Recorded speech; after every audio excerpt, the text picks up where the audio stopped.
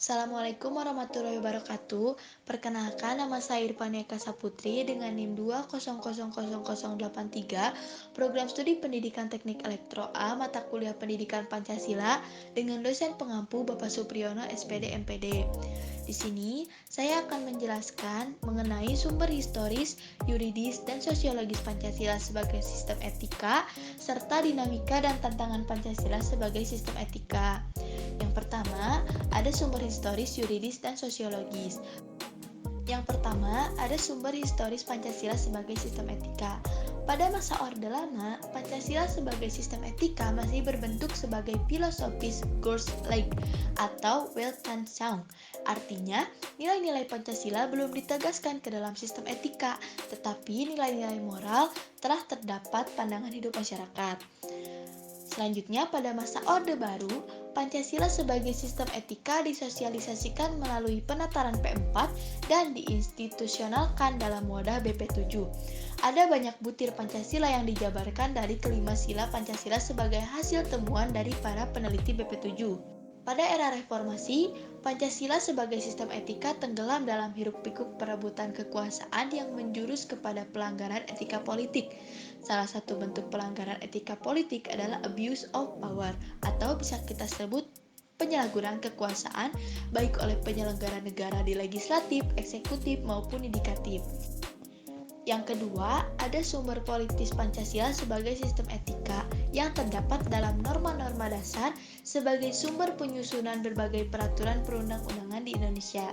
Pancasila sebagai sistem etika merupakan norma tertinggi yang sifatnya abstrak, sedangkan perundang-undangan merupakan norma yang ada di bawahnya yang bersifat konkret. Yang ketiga, sumber sosiologis Pancasila sebagai sistem etika yang dapat ditemukan dalam kehidupan masyarakat berbagai etnik di Indonesia. Misalnya, orang Minangkabau dalam hal bermusyawarah memakai prinsip bulat air oleh pembuluh, bulat kata oleh mufakat. Selanjutnya, ada dinamika dan tantangan Pancasila sebagai sistem negara.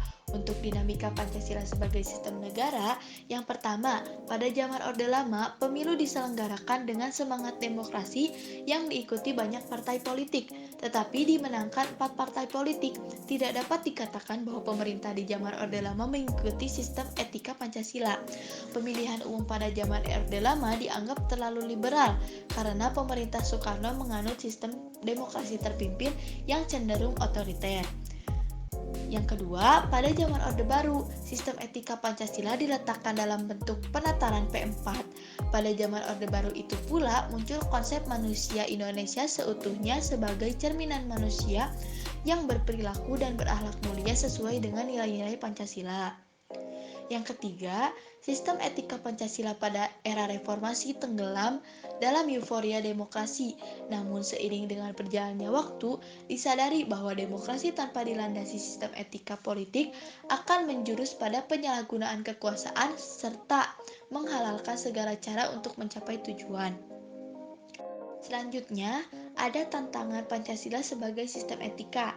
Yang pertama, tantangan pada zaman Orde Lama berupa sikap otoriter dalam pemerintahan sebagaimana yang tercermin dalam penyelenggaraan negara yang menerapkan sistem demokrasi terpimpin.